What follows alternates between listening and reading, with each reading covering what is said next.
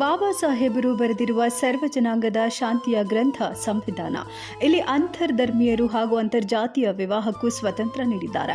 ಮದುವೆಯಾಗಿ ಜೀವನ ಮಾಡೋದು ಅವರವರ ವೈಯಕ್ತಿಕ ಹಕ್ಕು. ಆದ್ದರಿಂದ ಅವರ ಬಾಳ ಸಂಗಾತಿಯನ್ನ ಅವರೇ ಆಯ್ಕೆ ಮಾಡಿಕೊಳ್ಳುವ ಹಕ್ಕಿದೆ. ಅದಕ್ಕೆ ಯಾವುದೇ ಜಾತಿ, ಧರ್ಮ, ಭಾಷೆಯ ಕಟ್ಟುಪಾಡು ಇಲ್ಲ ಎಂಬ ಕಾನೂನನ್ನು ರೂಪಿಸಿದ್ದಾರೆ. ಆದರೆ ಇಂದು ಈ ವಿಚಾರ ಬಹುತೇಕರಿಗೆ ತಿಳಿದೇ ಇಲ್ಲ. ಬೇರೆ ಧರ್ಮದವರನ್ನ ಅಥವಾ ಬೇರೆ ಜಾತಿಯವರನ್ನ ಮದುವೆಯಾಗೋದು ಅಪರಾಧ ಎಂಬ ಮನೋಭಾವ ಹೊಂದಿದ್ದಾರೆ. ಆದರೆ ಅಲ್ಲಲ್ಲಿ ಆಗಿಂದಾಗೆ ಅಂತರ್ಜಾತೀಯ ಅಂತರ್ಧರ್ಮೀಯ ವಿವಾಹಗಳು ನಡೀತಾ ಇರೋದು ಪ್ರಶಂಸನೀಯವೇ ಸರಿ. ಇಂತಹ ಮದುವೆಗೆ ಒಪ್ಪದ ಅದೆಷ್ಟೋ ಪ್ರೇಮಿಗಳು ಮನೆಯಿಂದ ಓಡಿ ಹೋಗಿ ಮದುವೆಯಾದ ಉದಾಹರಣೆಗಳಿದೆ. ಇದೀಗ ಕೋಲಾರದಲ್ಲೂ ಸಹ ಮುಸ್ಲಿಂ ಯುವತಿಯರುಗಳು ದಲಿತ ಯುವಕನನ್ನ ಪ್ರೀತಿಸಿ ಮನೆಯಲ್ಲಿ ಒಪ್ಪದೆ ಮನೆ ಬಿಟ್ಟು ಬಂದು ASSK ಮಾಲೂರು ತಾಲೂಕು ಅಧ್ಯಕ್ಷ ಕಾಂತರಾಜು ಅವರ ಬಳಿ ಸಹಾಯಕ್ಕೆ ಅಂಗಲಾಚಿದ್ದಾಳೆ.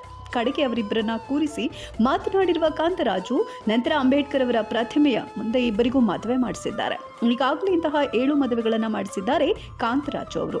ಕೋಲಾರ ಜಿಲ್ಲೆಯ ಮುದುವಾಡಿ ಗ್ರಾಮದ ಮನು ಎಂಬ ದಲಿತ ಯುವಕ ಹಾಗೂ ಶ್ರೀನಿವಾಸಪುರ ಟೌನ್ನ ಮುಸ್ಲಿಂ ಸಮುದಾಯದ ಯುವತಿ ನೂರನ್ ಸಾಧಿಯಾ ಪರಸ್ಪರ 1 ವರ್ಷದಿಂದ ಪ್ರೀತಿ ಮಾಡ್ತಾ ಇದ್ದು, ಇದೀಗ ಚೌಡದೇನಹಳ್ಳಿಯಲ್ಲಿರುವ ಬಾಬಾ ಸಾಹೇಬರ ಪ್ರತಿಮೆಯ ಎದುರು ಮದುವೆಯಾಗಿ ಕಾಂತರಾಜು ಅವರ ಸಹಕಾರದಿಂದ ಸತಿ ಪತಿಗಳಾಗಿ ಹೊಸ ಜೀವನಕ್ಕೆ ಕಾಲಿಟ್ಟಿದ್ದಾರೆ. ಆ ಮೂಲಕ ಜಾತಿ ಧರ್ಮಕ್ಕೆ ಹೆದರಿ ತಮ್ಮ ಪ್ರೀತಿಯನ್ನ ಬಲಿ ಕೊಡ್ತಾ ಇರುವ ಅದೆಷ್ಟೋ ಯುವ ಪ್ರೇಮಿಗಳಿಗೆ ಪರೋಕ್ಷವಾಗಿ ಧೈರ್ಯ ತುಂಬಿದ್ದಾರೆ. ಇದೀಗ ಇವರಿಬ್ಬರ ವಿವಾಹದ ಸುದ್ದಿ ಜಿಲ್ಲೆಯಾದ್ಯಂತ ಸದ್ದು ಮಾಡ್ತಾ ಇದೆ.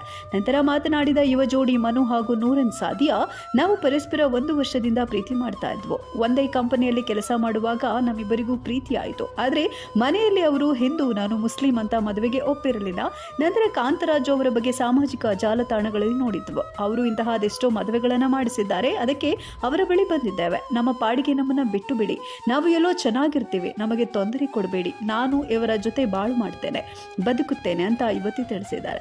ಈ ಸಂದರ್ಭದಲ್ಲಿ ಕಾಂತರಾಜು ಜೊತೆಗೆ ASSK ಮಾಲೂರು ತಾಲೂಕು ಉಪಾಧ್ಯಕ್ಷ ನವೀನ್ ಉಲಿಮಂಗಳ, ಮಾಲೂರು ಪ್ರಧಾನ ಸಂಚಾಲಕ ಕಲ್ಕೆರೆ ಮುನಿರಾಜು, ಜಿಲ್ಲಾ ಸಂಘಟನಾ ಸಂಚಾಲಕ ವೆಂಕಟೇಶ್ ಉಪಸ್ಥಿತರಿದ್ದರು. ನನ್ನ ಹೆಸರು ನೂರೈನ್ ಸಾಧ್ಯ. ನಾನು ಶ್ರೀನಿವಾಸಪುರದಿಂದ ಬಂದಿರೋದು. ನನಗೂ ಇಷ್ಟಪಡ್ತಾ ಇದ್ದೀನಿ 1.5 ವರ್ಷದಿಂದ. ನಮ್ಮ ಮನೆಯಲ್ಲಿ ಇದೆಲ್ಲ ಗೊತ್ತಾಗಿದ್ರೆ ಅವರು ಬಿಡಲ್ಲ. ಇವ್ರು ನಾನು ಮುಸ್ಲಿಮ್ಸು, ಇವ್ರು ಹಿಂದೂಸು. ಅದಕ್ಕೆ ನನಗೂ ಇಷ್ಟಪಡ್ತಿದ್ದೀನಿ. ಇವ್ರ ಜೊತೆಯಲ್ಲೇ ಮದುವೆ ಮಾಡ್ಕೊತೀನಿ, ಇವ್ರ ಜೊತೆಯಲ್ಲೇ ಇರ್ತೀನಿ. ನಮ್ಮ ಅಮ್ಮ ನಮ್ಮ ಅಪ್ಪ ಕಡೆಯಿಂದ ನಮಗೇನು ತೊಂದರೆ ಆಗಬಾರ್ದು. ನಾವಿಬ್ಬರು ಆರಾಮಾಗಿ ಇರ್ತೀವಿ. ನಮಗೇನು ತೊಂದರೆ ಕೊಡ್ತೀರಾ ಬಿಟ್ಕೊಡಿ. ನಾವೆಲ್ಲೂ ಹೋಗ್ತೀವಿ, ಆರಾಮಾಗಿ ಇರ್ತೀವಿ. ಇವ್ರ ಜೊತೆಯಲ್ಲೇ ಇರ್ತೀನಿ, ಇವ್ರ ಜೊತೆಯಲ್ಲೇ ಸಂಸಾರ ಮಾಡ್ತೀನಿ. ನನಗೇನು ತೊಂದರೆ ಆಗಬಾರ್ದು. ಆ ಹುಡುಗಿ ನಾನು ನಂಬ್ಕೊಂಡು ಎಲ್ಲರನ್ನೂ ಮನೆಯವ್ರನ್ನೆಲ್ಲ ಬಿಟ್ಟು ನಾನೇ ಬೇಕು ಅಂತ ಬಂದಿದ್ದಾಳೆ. ನಾನು ಆ ಹುಡುಗಿಗೆ ಮೋಸ ಮಾಡಲ್ಲ, ತುಂಬ ಚೆನ್ನಾಗಿ ನೋಡ್ಕೊಡ್ತೀನಿ, ಏನು ತೊಂದರೆ ಕೊಡಲ್ಲ. ಇರೋಷ್ಟು ದಿನ ನನ್ನ ಜೊತೆಯಲ್ಲಿ ಎಷ್ಟು ದಿನ ಇರ್ತಾರೋ ಅಷ್ಟು ದಿನ ನಾನು ಅವಳು ಖುಷಿಯಾಗಿ ಇಟ್ಕೊಂಡು ಖುಷಿಯಾಗಿ ನೋಡ್ಕೊಡ್ತೀನಿ.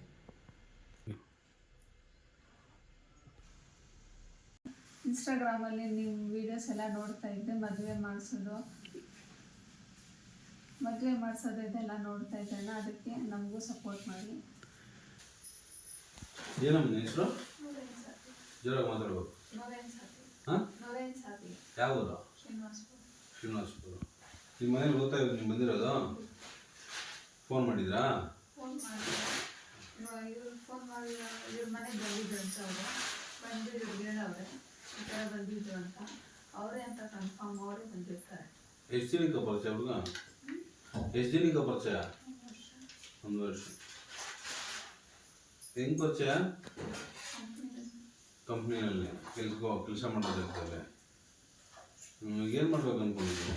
ಜೊತೆಯಲ್ಲೇ ಮದುವೆ ಮಾಡ್ಕೋಬೇಕು, ಇವ್ರ ಜೊತೆಯಲ್ಲೇ ಇರಬೇಕು.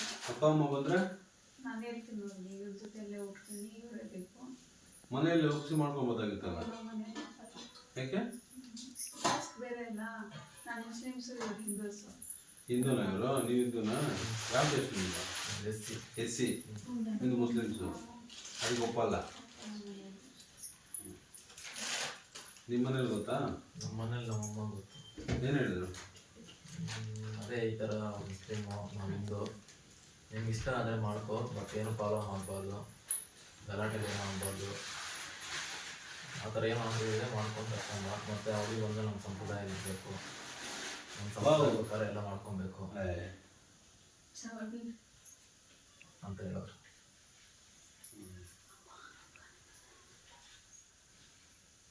ಹುಡುಗ ಇಷ್ಟನೇ ನಿಮಗೆ ಮದುವೆ ಮಾಡಿಸೋದು?